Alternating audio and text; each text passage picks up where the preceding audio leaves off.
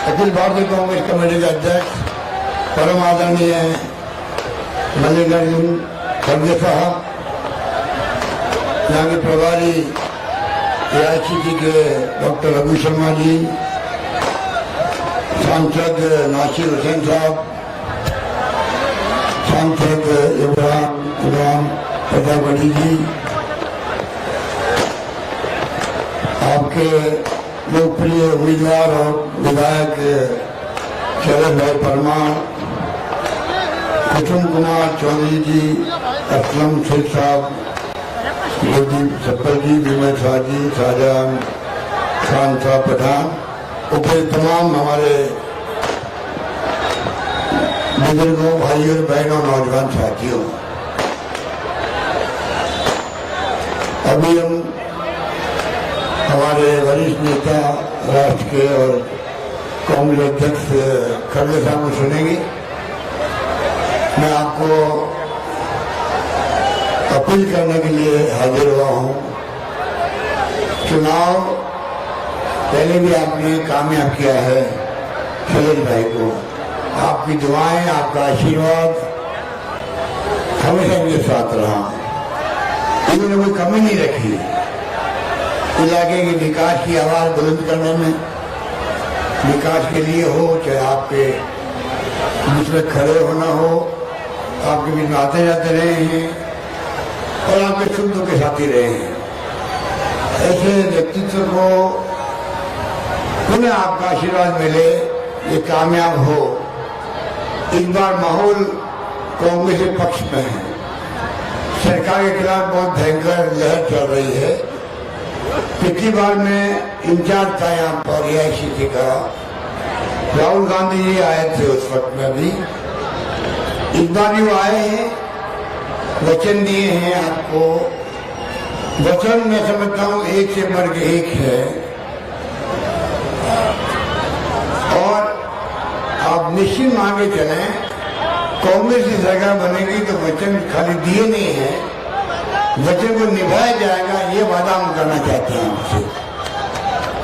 ये कोई कम बात नहीं। आज 1040 में सिलेंडर मिलता है गैस का और कांग्रेस के मैनिफेस्टो में दिया गया है सरकार बनेगी तो हम 500 रुपए में गैस सिलेंडर देंगे। आप 300 यूनिट फ्री बिजली करेंगे, किराना कर्जे माफ करेंगे।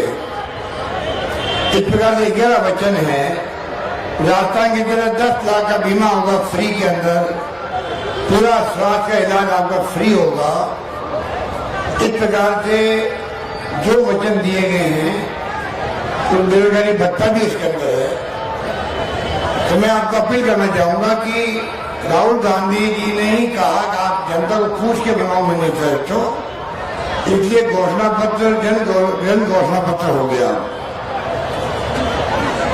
आपको मैं ये कह सकता हूं कि मोदी जी और अमित शाह जी जो कैंप किए हुए हैं गुजरात के अंदर, इसके मायने क्या है? इससे घबरा गई बीजेपी कि पूरी तरह घर वीक में प्रधानमंत्री जी आते गए, गली गली मोहल्ले मोहल्ले में जा रहे हैं। तो नौबत क्यों आई है? प्रधानमंत्री का नाम भी बहुत बड़ा नाम होता है, पर क्योंकि 5 साल तक शासन एक कुशासन था, इस बार परिणाम 14 नंबर आ सकते हैं गुजरात के अंदर। ये सबको मालूम है कि कोरोना में क्या हुआ, कितने लोग मारे गए, समय पर इलाज तक नहीं हुआ। कितने लोग मारे गए शराब पी करके, नकली, कोई कार्रवाई नहीं। अभी मोरनी के अंदर 135 लोग मारे गए। हमने मांग करी कि खाली आप तो इंक्वायरी मिटा दो, हाईकोर्ट के सिटिंग जज की, रिटायर्ड जज की, तो कम से कम मालूम पड़े किसकी किस स्तर पर लापरवाही हुई है, उनके खिलाफ कार्रवाई होगी। तो भविष्य में लोग डरते रहेंगे कि अगर लापरवाही करें हम जेल जा सकते हैं। कोई परवाह नहीं है। तो ऐसा कुशासन किस काम का? 27 साल से आप उनको मौका दे रहे हैं सरकार बनाने का। एक मौका कांग्रेस को दीजिए वापिस, ये मेरी मानवीय अपील है। आप देखेंगे बदलाव, आप देखेंगे कि सरकार किस तरह काम करती है। हर तबके का आज भयंकर यहाँ बेरोजगारी है, जिसके लिए राहुल गांधी यात्रा कर रहे हैं। महंगाई को लेके पूरे देश का मुद्दा है ये। महंगाई की मार भयंकर कमर तोड़ चुकी है लोगों की। भयंकर बेरोजगारी है, गुजरात में कम नहीं है, नौकरी लग नहीं रही है। प्राइवेट सेक्टर बहुत कमजोर हो गया, यहाँ पर एमएसएमई भी बहुत कमजोर हो गया। और देश में शांति सद्भाव बना रहे और तनाव की स्थिति देश भर के अंदर है, हिंसा का माहौल है। 3 मुद्दों को लेकर राहुल गांधी का कार्रवाई चल पड़ा है। पूरे देश के लोगों में, गांव गांव में, घर घर के अंदर ये मैसेज है कि राहुल गांधी नाम का नौजवान बिना कोई स्वार्थ के उन मुद्दों को उठा रहा है जिससे पूरा देश ग्रसित है। और इसी बात को लेके ये आपके बीजेपी नेता लोग घबरा गए हैं, चिंतित हुए हैं। और गुजरात अगर जीता था चुनाव कांग्रेस को, तो आप देखेंगे पूरे देश का भला होगा। ये चुनाव खाली गुजरात का नहीं है, पूरे देश के अंदर महंगाई कम होगी। सरकार समझ जाएगी केंद्र की कि महंगाई के कारण चुनाव आ रहे हैं गुजरात में, बेरोजगारी के कारण चुनाव आ रहे हैं और हिंसा का माहौल है इसलिए चुनाव आ रहे हैं। तो सत्य जी सुधार करेंगे तो पूरे देश का भला होगा। यदि चुनाव इस बार आप थोड़ा झटका दीजिए बीजेपी को, शैलेश भाई को कामयाब करो। यही माहौल पूरे गुजरात में हम देख रहे हैं। मुझे उम्मीद है कि इस बार आप लोग बदलाव आगे रहेंगे। यही बात करता हूं, मैं अपनी बात समाप्त करता हूं। धन्यवाद, जय हिंद, धन्यवाद। अब मैं इमरान पत्रावड़ी से विनती करूंगा कि वो आके इस माहौल को संभाले।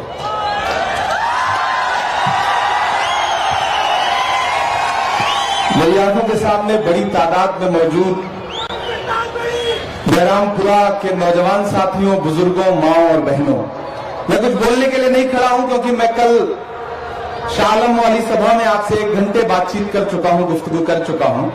मैं सिर्फ यहां इसलिए खड़ा हूं कि आज हमारे बीच में एक ऐसी शख्सियत उपस्थित है, आए हुए हैं, जिनके राजनीतिक व्यक्तित्व को और उनकी पूरी शख्सियत को शब्दों में नहीं बयान किया जा सकता। हमारे आदरणीय अध्यक्ष मल्लिकार्जुन खड़गे साहब यहां पे मौजूद हैं। अशोक साहिल का एक शेर है कि नजर से दिल में उतरना कमाल होता है, नजर से दिल में उतरना कमाल होता है, सुगंध बन के बिखरना कमाल होता है, बुलंदियों पे पहुंचना कोई कमाल नहीं, बुलंदियों पे ठहरना कमाल होता है। एक ऐसी शख्सियत जिसने पिछले 50 साल में राजनीति को शुचिता और पवित्रता और ईमानदारी के साथ जिया और आज जीरो से अपना संघर्ष शुरू करके कांग्रेस पार्टी के राष्ट्रीय अध्यक्ष बन करके हमारे बीच में बैठे हैं। मैं गुजरात में पिछले 2 हफ्ते से चुनाव प्रचार में हूं, मैं उनका स्वागत करता हूं। आदरणीय मुख्यमंत्री अशोक गहलोत साहब यहां पे मौजूद हैं, मैं उनका स्वागत करता हूं। मैं आपसे सिर्फ 2 बात कह के जाना चाहता हूं क्योंकि मुझे बैजलपुर पहुंचना है एक सभा में। मेरे भाई, ये चुनाव बहुत महत्वपूर्ण चुनाव है और टीवी चैनलों पर भारतीय जनता पार्टी आपको जीतती दिखेगी, लेकिन जमीन पर कांग्रेस पार्टी इस चुनाव को जीतने जा रही है, सरकार बनाने जा रही है। और खासतौर से दानी लिमड़ा की जो सीट है, पिछली बार आपने शैलेश भाई को 32,000 वोट से जिताया था। मैं चाहता हूं कि इस बार ये रिकॉर्ड टूटे, ये रिकॉर्ड और आगे जाए, कम से कम 50,000 वोट से शैलेश भाई को ये चुनाव जिताइए, क्योंकि ये जो पिछले 27 साल का कुशासन है भारतीय जनता पार्टी का, जो बदहाली है इस स्टेट की, उसका जवाब मांगिए इस सरकार से। गुजरात का विकास, गुजरात मॉडल, गुजरात के विकास का सच, जब हम गुजरात में घूम रहे हैं तब हमें इस मॉडल का सच समझ में आ रहा है। सच्चाई ये है कि यहां सड़कें इतनी खराब है गुजरात में कि आप यात्रा करिए तो पता चलता है कि सड़क में गड्ढे या गड्ढों में सड़क है, इसका अंदाजा ही नहीं लग पाता है। यह है गुजरात के विकास का सच। यहां पे हिलाने पर पुल टूट जाता है। मोरबी में 135 से ज्यादा लाशें बिछी थी और हमारे प्रधानमंत्री जी दिन में 3 बार कपड़ा बदल करके उद्घाटन कर रहे थे सरकारी कार्यक्रमों के। मैं चाहता हूं कि गुजरात इस बार मुद्दों पर चुनाव लड़े। वो आपको गुमराह करने की, बहकाने की कोशिश करेंगे, लेकिन हमारी कांग्रेस पार्टी आपसे कह रही है कि उनसे सवाल करिए महंगाई इतनी ज्यादा क्यों है, उनसे सवाल करिए कि मोरबी के असली गुनहगार बाहर क्यों है, उनसे सवाल करिए कि बेरोजगारों को नौकरी क्यों नहीं मिल रही है। 40 लाख रजिस्टर्ड बेरोजगार हैं इस सूबे में। तो मैं आपसे अपील कर रहा हूं कि शैलेश भाई को जिताइए, कांग्रेस को जिताइए और आने वाले दिनों में यहां कांग्रेस की सरकार बनने जा रही है। मैं एक बार फिर से अपने आदरणीय अध्यक्ष मल्लिकार्जुन खड़गे साहब का, अशोक गहलोत साहब का स्वागत करता हूं और आपसे विदा लेता हूं। बहुत बहुत धन्यवाद। अब हमारे राष्ट्रीय अध्यक्ष खड़गे साहब से विनती करूंगा कि खड़गे साहब आप आइए और इतनी बड़ी तादाद में इकट्ठे सभी लोगों को जनसभा को संबंधी हमारे राष्ट्रीय अध्यक्ष खड़गे साहब।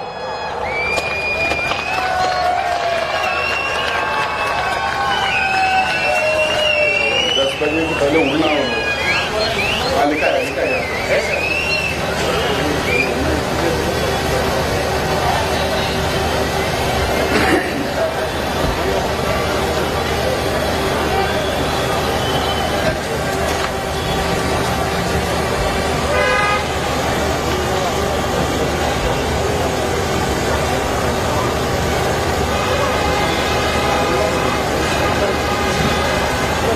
आज के इस चुनावी सभा में इस मंच पर बैठे हुए राजस्थान के मुख्यमंत्री श्री अशोक गहलोत जी, रघु शर्मा जी, यहाँ के उम्मीदवार शैलेश परमार जी, नासिर हुसैन जी, इमरान मुकामगढ़ी जो अभी आपके सामने अपनी बातें रख के चले, कुसुम कुमार चौधरी जी, असलम शेख जी, गुरदीप सप्पाल, विमल शाह और शाहजाद खान पठान और इस मंच पे बैठे हुए सभी नेतागण और यहाँ पर पधारे हुए मेरे भाइयों और दूर दूर खड़े होकर सुनने वाले मेरे बहनों, युवा मित्रों और माध्यम के मेरे दोस्तों, अभी तक आपने सभी की तकरीरें सुनी है और ये जो गुजरात का चुनाव हो रहा है इसके तरफ सभी का ध्यान है। सारे देश इस चुनाव के तरफ देख रहे हैं कि गुजरात के लोग सही फैसला लेंगे इस बार या नहीं, इसको देख रहे हैं। और इस बार लोग भी एक तय किए हैं कि किसी हालत में कांग्रेस पार्टी को हम जिता के रहेंगे। ये सब लोगों का इरादा गुजरात में बन गया है। ये क्यों आप पूछेंगे? इसीलिए अगर गुजरात बीजेपी के लिए बहुत अच्छा होता और उनके लिए यहां जीतने का एक उनमें विश्वास होता तो आज मोदी साहब दिल्ली में जो केंद्र सरकार का काम करना चाहिए वहां बैठ के वो छोड़कर गुजरात के गलियों में नहीं फिरते थे। गुजरात के हर असेंबली सेगमेंट में जा रहे हैं, गुजरात के हर वार्ड में जा रहे हैं। शाह जा रहे हैं, मोदी जी जा रहे हैं, उनके साथ 4-5 चीफ मिनिस्टर लोग जा रहे हैं और 40 से ज्यादा केंद्र मंत्री यहाँ है और सारे आजू बाजू के जहां पर भी बीजेपी की सरकार है सबको उन्होंने बुला लिया। ये क्यों? क्योंकि उनके पास उनको ये मालूम हुआ लोग उनके खिलाफ हो रहे हैं, लोग उनके साथ नहीं हैं, ये उनको दिख रहा है। और जब आदमी घबराता है, उस घबराहट में कुछ भी कह देता है और कुछ भी करता है। वही यहां पर हो रहा है। अगर उनको विश्वास होता तो ये काम नहीं करते थे, वो छोड़ देते थे। ये तो गुजरात का इलेक्शन है, यहाँ के लोग, उनके पार्टी के लोग भी काम करते हैं, हमारे पार्टी के लोग भी काम करते हैं, तो लेवल प्लेइंग ग्राउंड में है, हम लड़ते हैं। हमारे पास देहातों में बहुत दफा ऐसा होता है कि कुश्तियां खेलने जाते हैं, प्राइज रखते हैं, छोटा प्राइज रखते हैं, फिर बड़ा प्राइज रखते हैं, फिर सोने की खड़ा क्या बोलते हैं वो रखते हैं। लेकिन उसके हैसियत से वो लड़ाई होती है। अगर जो छोटे कुश्ती खेलना चाहता है वो अलग लड़ता है, अगर जो मध्यम स्थिति में वो अलग लड़ता है, और जो सोने की खड़े की कुश्ती करता है वो अलग रहता है। लेकिन यहां मैं देख रहा हूं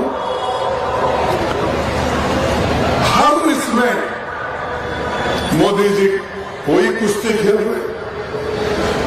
म्युनिसिपालिटी के इलेक्शन आते हैं, कॉर्पोरेशन के चुनाव आते हैं, मोदी को वोट दो। अरे भाई, यहां तो हमारा कैंडिडेट शैलेश है, शैलेश के खिलाफ आपका कौन सा कैंडिडेट है उसका प्रचार करो, उसके नाम से वोट मांगो। वो सब छोड़ दीजिए, मोदी को वोट दो। क्या मोदी आके यहाँ के म्युनिसिपालिटी के काम करने वाले हैं? क्या मोदी आके आपके मुसीबत में मदद करने वाले हैं? अरे आप तो प्रधानमंत्री हो, आपको काम दिया गया है, वो काम करो।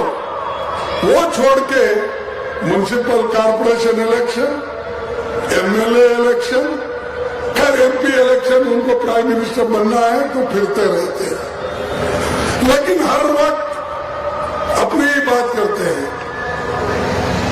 आप किसी को मत देखो, मोदी को देखकर वोट दो।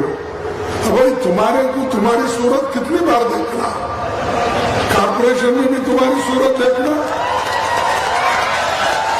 एमएलए इलेक्शन भी तुम्हारी सूरत देखना, एमपी इलेक्शन में भी तुम्हारी सूरत देखना, हर जगह कितने भाई, क्या आपके रावण के जैसा 100 मुख है क्या है? समझ में नहीं आता। और अब काम पे वोट मांगो। हमको खुशी है कांग्रेस ने क्या नहीं किया, क्या किया, गिनते जाओ। हमारे उपलब्धियां हमने क्या दिया, जो भी इससे पहले 27 साल पहले आजादी के बाद हमने क्या किया वो भी गिनते ना। आप आने के बाद क्या लोगों को दिया, कितना अमन इस देश में रखा, कैसा आज समाज को डिवाइड करने में आप लगे हुए हो, वो भी देखो। तो काम तो वो कुछ बोलते नहीं, सिर्फ बीजेपी में जुमले हैं, और ये जुमले ऐसा बोलते हैं, एक झूठ के ऊपर झूठ। मैं तो कल क्या परसों किसी तकरीर में यही बोला, तो मोदी साहब तो झूठे वायदे करने में झूठों के बादशाह है, क्योंकि वो बोलते ही जाते हैं। नौकरी ऐसा ही बोले 2 करोड़ नौकरियां दे दो। या अगर गुजरात में मिला है सालाना 2 करोड़ बोले तो मुझे मालूम नहीं, या मिला किसी को? और उस वक्त बोले काला धन मैं बाहर से लाऊंगा, 15 लाख एक को दूंगा। आपको मिला? अरे कम से कम गुजरात वालों को तो मिला होगा, कर्नाटक वालों को नहीं मिला, राजस्थान वालों को नहीं मिला होगा, क्योंकि वो हमेशा गुजरात मॉडल की बात करते हैं बाहर। तो आपको तो देना चाहिए था ना, दिया नहीं। तो कितने जुमले ऐसे ही। और उसके अलावा ये देखो, उद्घाटन करने की उनका बड़ा आदत है। कोई भी चीज कांग्रेस की तैयार की हुई, उसको फिर चुना लगा के, कलर लगा के उसका उद्घाटन करते हैं और ये कहते हैं ये मेरा है। हर चीज को बोलते रहेंगे। इनका जन्म जब हुआ उससे पहले भी अगर कोई प्रोजेक्ट अहमदाबाद में हो, गुजरात में हो, अगर बना है तो उसको भी चुना और कलर लगा के बोलेंगे ये मेरा है। तो ये चीजें कितने दिन झूठ बोलेंगे, कितने वक्त बोलेंगे, कितने बार बोलेंगे, ये हमको बताओ। और हाल ही की घटना, अब छोटी सी इसमें प्रतापगढ़ी ने बता के चले गए। मोरबी पुल जो 123 लोगों की जान ली, कितने? 133 और 137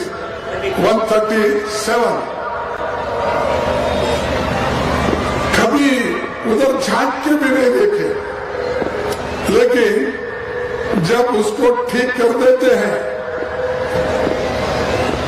तो वो जाकर उद्घाटन कर देते हैं। ये भी उन्होंने उद्घाटन किया था शायद, उसके 5 दिन के बाद ही वो गिर गया। रिनोवेशन, तो रिनोवेशन का भी वही करते हैं, रिपेयर का भी वही करते हैं, रेस्टोरेशन का भी वही करते हैं, हर चीज का इनॉग्रेशन करते हैं। किए 137 लोग मर चुके। कितना कंपेंसेशन उनको आपने दिया, कितने लोगों को जेल में डाला, कितने लोगों के ऊपर आपने FIR किया, क्यों नहीं किया, किस वजह से नहीं किया? क्योंकि वो बड़े बड़े कॉन्ट्रैक्टर, अमीर लोग आपके साथ हैं। उनको कहां पकड़ेंगे? आप तो कभी नहीं पकड़ेंगे आप उनको, और उनको प्रोत्साहन देंगे, नए नए काम देंगे। तो हालत मोरबी में जो लोग मर गए, उनकी चिंता उनको नहीं है। नकली शराब इतनी बिकी जाती है यहाँ पर, लोग वो पी पी के मर रहे, उधर उनका ख्याल नहीं, ध्यान नहीं है। ड्रग्स या गुजरात के पोर्ट से आ रहे हैं, वो पकड़ रहे नहीं। ये सब सामान्य जनता, कॉमन मैन को उसके ऊपर असर पड़ रहा है, वो आप लोग ध्यान नहीं है आपका। और नौकरियों के लिए युवाओं को बोलते कि जगह खाली है, भर्ती करना है तो पेपर पर्चे भरो। बहुत से लोग ये अपना एप्लीकेशन देते हैं, लेकिन 22 बार पेपर लीक हो गए, 22 बार। और गुजरात में 4-5 लाख वैकेंसीज हैं, आप भर्ती नहीं कर रहे। अगर भर्ती करें उसमें कौन आएंगे? रिजर्वेशन के लिए शेड्यूल कास्ट के लोग जाएंगे, माइनॉरिटी के जाएंगे, बैकवर्ड के जाएंगे, ST के जाएंगे, उन सब लोगों को नौकरी नहीं देना, इसी के वजह से आज जो 5 लाख वैकेंसी गुजरात में है वो भर्ती नहीं कर रहे। पूरे देश में 30 लाख वैकेंसीज हैं। कितने? 30 लाख। वो रेलवेज में हो, पोस्ट में हो, टीचर का हो, आर्मी में हो, सिविल आर्मी में हो, ये सब का अगर आप मुआवजा लिए तो कम से कम 30 लाख वैकेंसीज है। और आप तो एक 8 दिन पहले, एक महीना पहले एक बार देखा, फिर परसों गुजरात में दिए, कहाँ दिए मुझे मालूम नहीं, वो मैं टीवी में देखा। 75,000 नौकरियां गवर्नमेंट दे रही है और उसके सर्टिफिकेट कौन बांट रहे हैं? इस देश के प्रधानमंत्री। अरे भाई, जो काम एक क्लर्क कर सकता है, जो एक डिप्टी सेक्रेटरी कर सकता है, वो ऑर्डर भेजता है अपॉइंटमेंट के। आपकी जरूरत है उसके लिए। आप पहले ये जवाब दो, पहले आप नई नौकरियां तुम देने का वायदा किए थे, वो छोड़िए, लेकिन 30 लाख वैकेंसीज क्यों नहीं भर रहे? क्योंकि अगर 30 लाख वैकेंसीज भरे तो इसमें कम से कम 16 लाख वैकेंसी गरीबों को मिलेगा। वो नहीं चाहते ये भरने के लिए, वो नहीं चाहते कि SC/ST लोग को भरने के लिए, वो नहीं चाहते कि इकोनॉमिकली वीकर सेक्शंस को नौकरी देने का। और ये हमको सिखा रहे हैं। कांग्रेस ने कुछ नहीं किया 70 साल में, सब 70 साल में इन्होंने किए। पैदा होते ही सब काम शुरू ही किए डेवलपमेंट का। थोड़ा तो इस देश को आजादी दिलाने में पार्टी के खिलाफ आप बात करते हो। जो महात्मा गांधी जी गुजरात से आते हैं, सारी दुनिया आज उनकी तारीफ करती है। वो हमारे राष्ट्रपिता है, वो आजादी दिलाए, उनका याद नहीं करते। उनका याद अब कभी भी नहीं करते, लेकिन गोडसे का याद करने में आप कभी भूलते नहीं।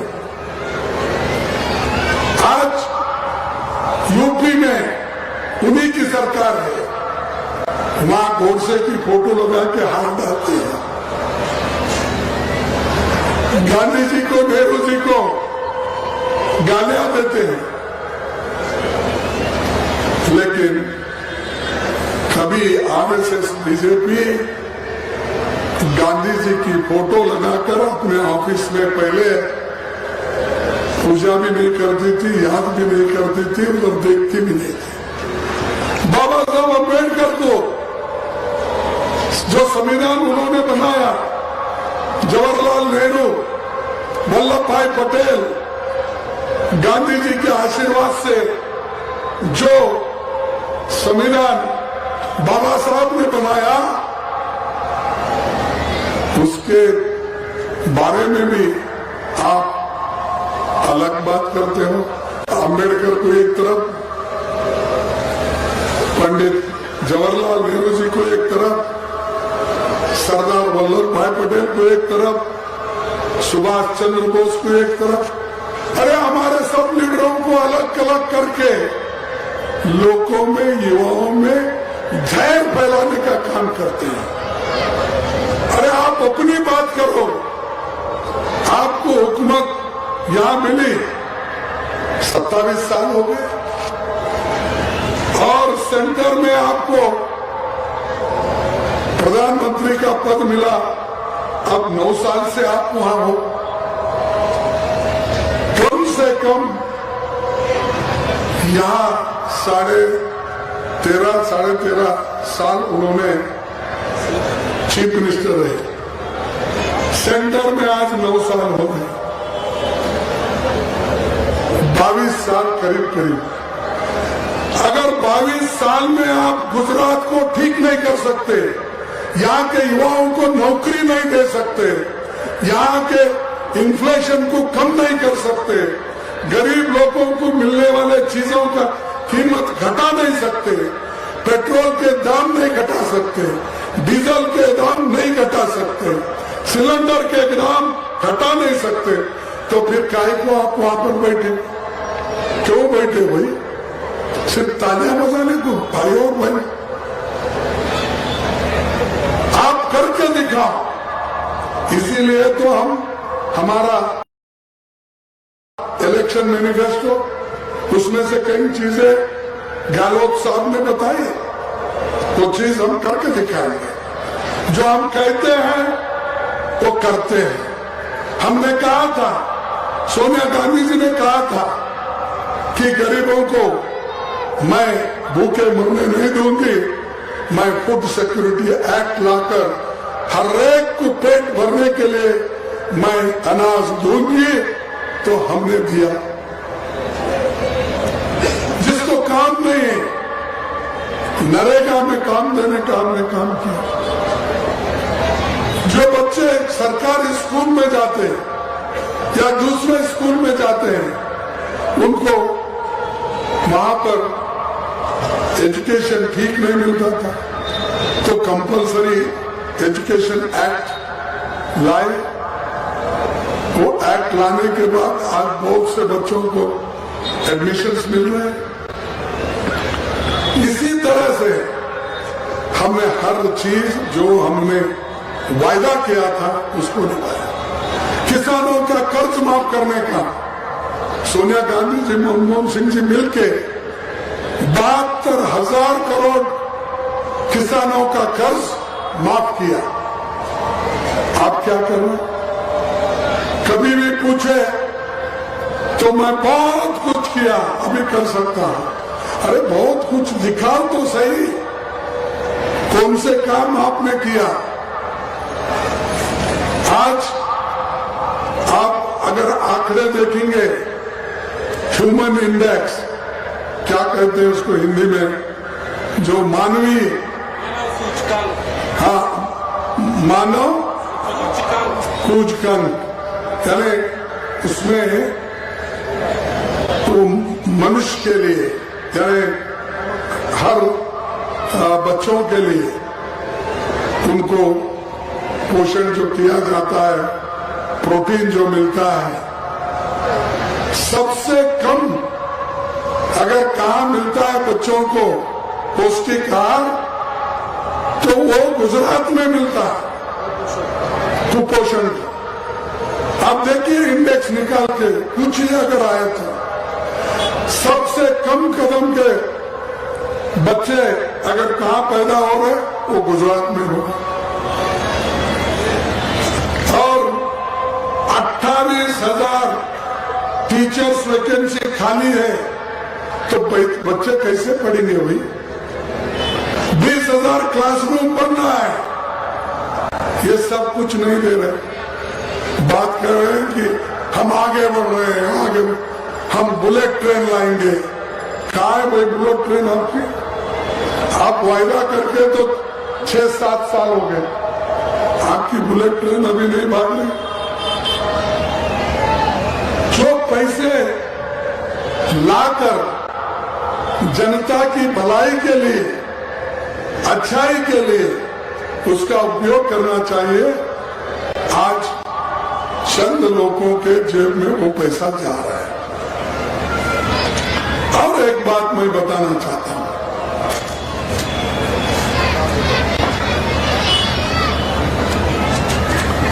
और एक चीज मैं बताना चाहता हूं। जब पंडित जवाहरलाल नेहरू जी ने बड़े बड़े कारखाने बनाए थे इस देश में, पब्लिक सेक्टर्स, एयरपोर्ट्स कांग्रेस ने बनाई थी, पोर्ट्स, ऐसे बहुत सी चीजें हमने बनाई देश को एक रखने के लिए, देश के प्रगति के लिए, देश के उन्नति के लिए। बड़े बड़े कॉलेजेस खोले, एम्स जैसे सेंटर खोले,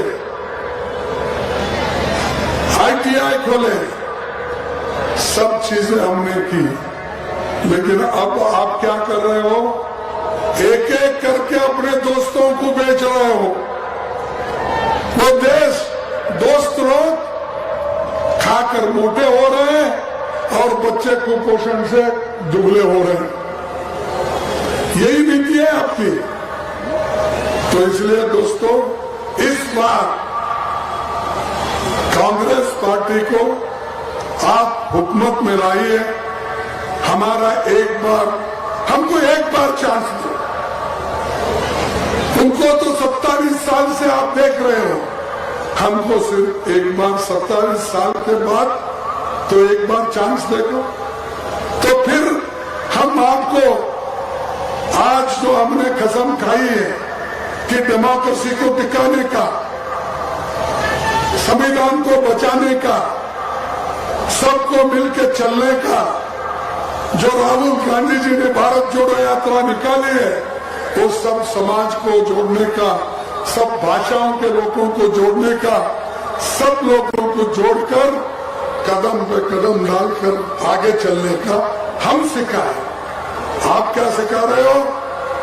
लोगों को तोड़ने का। हम जोड़ने का सिखाते, आप तोड़ने का सिखाते। यही फर्क है आप में। इसीलिए समय की कमी है और ज्यादा कुछ बोलना नहीं चाहता। आपसे यही विनती करूंगा कि आप इस बार किसी हालत में घर में मत बैठिए। जिस दिन वोटिंग होती है, घर घर फिर के ज्यादा से ज्यादा वोटिंग कराओ और कांग्रेस पार्टी के जो अभ्यर्थी है, जो कैंडिडेट है, इसको जिताओ। तो मैं ये कहूंगा, मैं हमेशा कहता, जब मैं इलेक्शन 72 में ठहरा था, उस वक्त भी ये बात कही थी मैंने, ये हमारे पास शक्तित है, न जात पर न पात पर, बटन दबाओ हाथ पर। न जात पर, न पंथ पर, न धर्म पर, ये सब भूल जाओ, लेकिन सब मिलके बटन, हाथ पर बटन दबाओ और शैलेश को जिता के लाओ। शैलेश पार्मा ने 4थी बार जीत के 5वीं बार जीतने वाला है। उसका नाम मालूम नहीं क्या उनको? सभी लोग जानते हैं पार्मा को। तो इसलिए आप वो काम करेंगे, सबको मंजूर है? अरे इतना जोर से बोलो यारो। जो हमारे खिलाफ के लोग हैं, वो नींद भी अगर कर रहे हैं तो उठ के बाहर आओ। तो आप जिताएंगे। धन्यवाद। मैं बोलूंगा जय हिंद, आप बोलेंगे जय हिंद। मैं 3 बार बोलूंगा, आप भी बोलेंगे। मैं बोलूंगा कांग्रेस, बोले तो आप जिंदाबाद बोलेंगे। ये कह के मैं भाषण समाप्त करूंगा। जय हिंद, जय हिंद, जय Hind. Congress party, Congress party, Congress party. आप सभी को मेरा धन्यवाद, नमस्कार। बहुत बहुत शुक्रिया माननीय राष्ट्रीय अध्यक्ष जी, जो मार्गदर्शन आपने यहाँ पर दानी लिमरा विधानसभा की जनता को दिया है।